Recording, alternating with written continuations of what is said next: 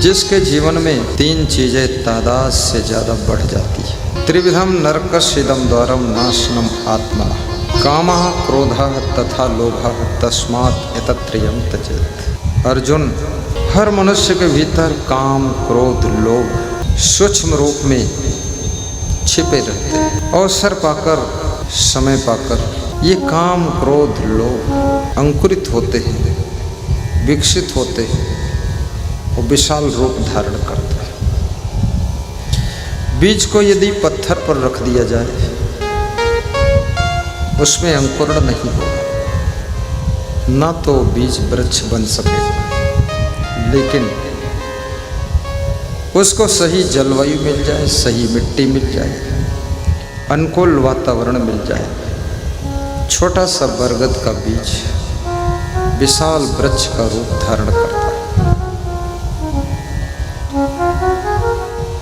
काम, क्रोध, लोभ ये मनुष्य के मन के भीतर बीज रूप में सुषुप्त दशा में पड़े रहते हैं।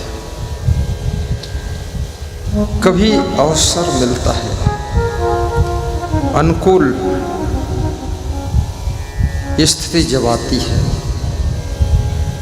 तो ये विशाल रूप धारण करके मनुष्य के जीवन को तहस नहस करने का काम करते हैं। और जिसके भीतर काम, क्रोध, लोभ सीमाओं को तोड़ने लग जाते हैं, वो व्यक्ति भक्ति भी नहीं कर सकता। क्योंकि कबीर साहब ने कहा है, कामी, क्रोधी, लालची भक्त न इनसे कोई। भक्ति करे कोई सूरमा, जाति वर्ण कुल खोए। कभी कभी भक्ति के मार्ग में आपकी जाति भी बाधक बन जाती है और कभी कभी तुम्हारा धन भी तुमको भक्ति करने से रोकता है कि हम इतने बड़े आदमी हैं, ये कहाँ सत्संग वत्संग के चक्कर में पड़ेंगे, हमारे कमी क्या है, सब कुछ तो है। लोगों ने यदि अच्छा मकान बन गया, अच्छी गाड़ी आ गई, खूब धन दौलत हो गया, परिवार भी बड़ा सा मिल गया, लोग सोचते हैं जीवन का लक्ष्य यही था। अब ये सब मिल गया, अब भक्ति करने क्या जरूरत है, अब सत्संग से क्या मतलब है। पैसा आता है, एसी रूम है, आराम से रहते हैं। कहाँ चलोगे न्योली गर्मी में, धूप लगेगी, ताप लगेगा, धूल लगेगी और सब तरह के लोग बैठेंगे, उनके बीच में हम कैसे बैठेंगे। कभी कोई मनुष्य का अहंकार सामान्य लोगों के बीच में बैठने से भी तुमको मना करता है। इंटर कॉलेज की प्रिंसिपल साहब मिले, उन्होंने कहा मुझे हार्ट की बीमारी है और शुगर की बीमारी है और डॉक्टर ने बताया है कि थोड़ा लोगों के साथ बैठकर मीठी मीठी बातें किया करो, थोड़ा हंसा भी करो, थोड़ा मन को बहलाया करो। तो हमने कहा बहुत अच्छी बात है, आपके शहर में तो बहुत लोग हैं, तहसील है। बोले हमारी ग्रेड का कोई आदमी नहीं, सब लोअर ग्रेड के, मिडिल ग्रेड के, मैं अपर ग्रेड का हूँ। तो मैंने कहा तो तुम मरोगे भी जल्दी, क्योंकि तुम ग्रेड में फंसे हो। जिनके साथ में बैठ करके तुम्हारी खोई हुई हंसी भी वापस लौट आए तो समझ लेना वही तुम्हारी ग्रेड के लोग हैं, जिन्होंने तुमको हंसना सिखा दिया है, मुस्कराना सिखा दिया है। उनके साथ में रहो और थोड़ा आनंद भी लूटो। बहुत ग्रेड के चक्कर में आपका हार्ट अटैक हो जाएगा, ज़्यादा बीमारियां बढ़ जाएंगी। सहज और सरल बनना भी सीखो। मैं इंडोनेशिया गया था तो वहाँ एक कद्दू से भरा हुआ पिकअप खड़ा हुआ था।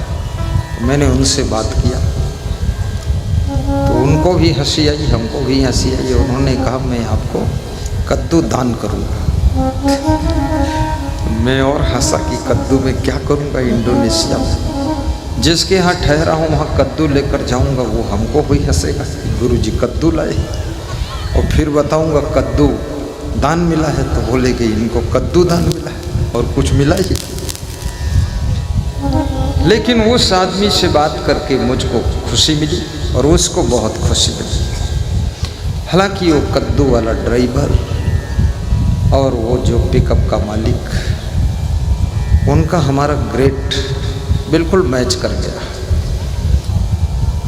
सुदामा का ग्रेट क्या है, कृष्ण का ग्रेट क्या है? कृष्ण तो भगवान है, लेकिन सुदामा के साथ में ही उनको आनंद है। जहाँ प्रेम की धारा प्रवाहित होती है, याद रखना वहाँ पर गरीबी और अमीरी भी बाधक नहीं बनती है।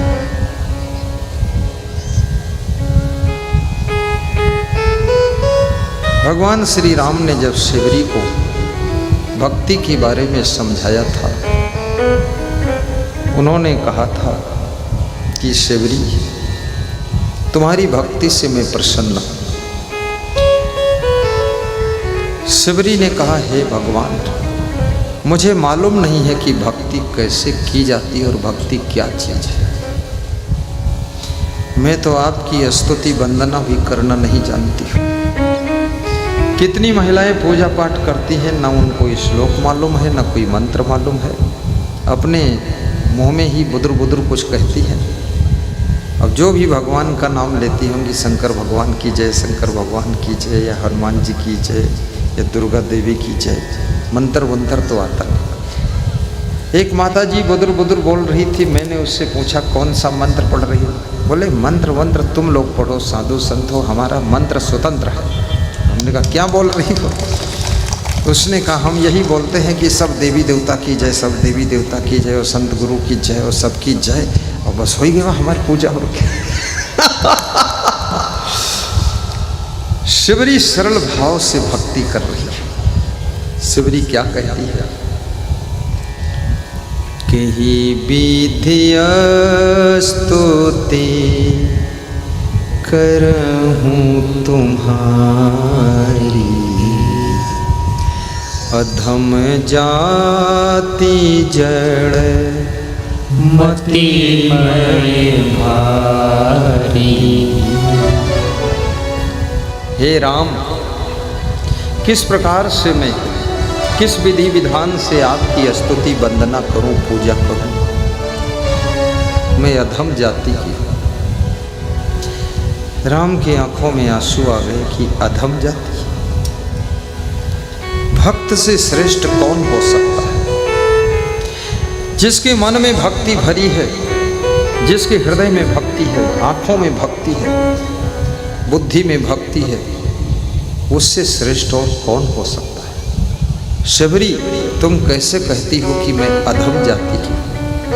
और फिर शिवरी ने यह भी कहा, अधम ते अधम अधमे अति नारी, तेहि में मैं मति मंद गंवारी। अधम से अधम हूँ, कुछ ज्ञान नहीं है, और फिर नारी हूँ। नारी के लिए किसी पुरुष के साथ में दूरियां अनिवार्य मर्यादा से होती है। केवल अपनी पति के साथ सट के रहने का उसका हक होता है। अपने बच्चे को बचपन में सट के रखने का कर्तव्य होता है, परंतु जवान पुत्र से भी माँ को दूर ही विश्राम करना होता है। हे राम, कैसे तुम्हारी पूजा करूं? राम सब खंडन कर रहे हैं। जाति पाति कुल धर्म बड़ाई, धन बल परिजन गुण चतुराई।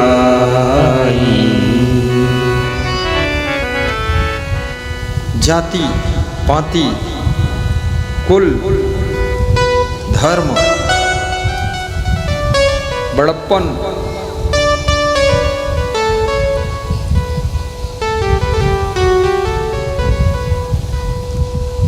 धनवान निर्धन बलवान निर्बल परिजन हमारे परिवार का है, कुटुंब का है, इससे हमें कोई मतलब ही नहीं। राम कहते हैं मेरे परिवार का वही है जिसमें भक्ति है, भक्त ही मेरे परिवार का सदस्य है। जिसमें भक्ति नहीं है भले वो मेरे कुटुंब में जन्म लिया हो, लेकिन उसको मैं अपने परिवार का भी नहीं मानता। याद रखना, हमारे गुरु जी कहा करते थे संत परिवार और भक्त परिवार, सत्संगी परिवार। आज यहाँ जो हम लोग बैठे हैं, अनेक जाति के लोग हैं, अनेक पाति के लोग हैं, अनेक कुल गोत्र के लोग हैं, लेकिन ये सब चीज़ें यहाँ मिट चुकी हैं। यहाँ पर केवल सत्संगी परिवार बन गया, एक भक्त परिवार की रचना हुई। राम कहते हैं कोई धनवान हो तो भी यदि उसमें भक्ति है तो मैं गले लगाऊंगा। कोई निर्धन है, शिवरी मेरा धन और निर्धन से रिश्ता नहीं है, मेरा तो भक्ति से ही रिश्ता है। धन बल परिजन गुण चतुराई। जाति पाति कुल धर्म बड़ाई।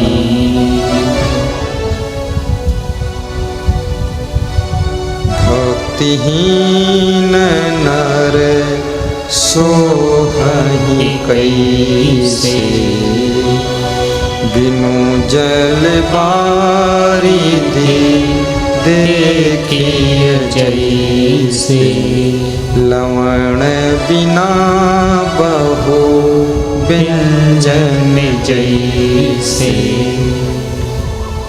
भक्ति जिसमें नहीं है वो ऐसे शोभा नहीं पाता है जैसे बादल घुमड़ते हों लेकिन एक बूंद जल न बरसते हो। उन बादलों की क्या शोभा है। जैसे भोजन बहुत अच्छा बना है, दाल भी है, सब्जी भी है, लेकिन नमक नहीं पड़ा, भोजन बेस्वाद हो गया। और बिना नमक का भोजन अपच भी करेगा, पचना भी मुश्किल है। इसलिए खीरा जब तुम खाते हो तो खीरा में कुदरत ने नमक डाल दिया, थोड़ा सा हल्का नमकीन लगता है। थोड़ा सा नमक, काला नमक, सेंधा नमक, सफ़ेद नमक, थोड़ा सा।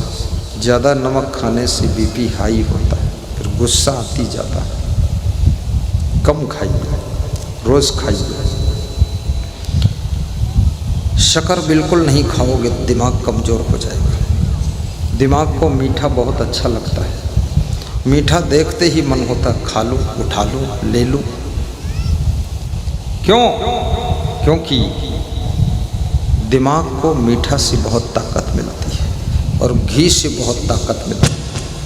लेकिन तुम गिलास भर घी पियोगे तो जो होगा वो तुम्ही को पता चलेगा। एक चम्मच खाओगे तो फायदा करेगा। हर चीज़ लिमिट में अमृत है और लिमिट से बाहर गई वही चीज़ जहर हो जाएगी। मर्यादा में रहोगे तो फायदा में रहोगे, कायदा में रहोगे तो फायदा में रहोगे। कायदा तोड़ दोगे, मर्यादा तोड़ दोगे तो फायदा अपने आप खत्म हो जाएगा, नुकसान में चले जाओगे, परेशान हो जाओगे। इसलिए हर व्यक्ति को मर्यादा में रहना चाहिए। नारी की मर्यादा क्या है, बहुओं की मर्यादा क्या है। जो बहुएं अपने सास ससुर से ताल ठोक कर लड़ती है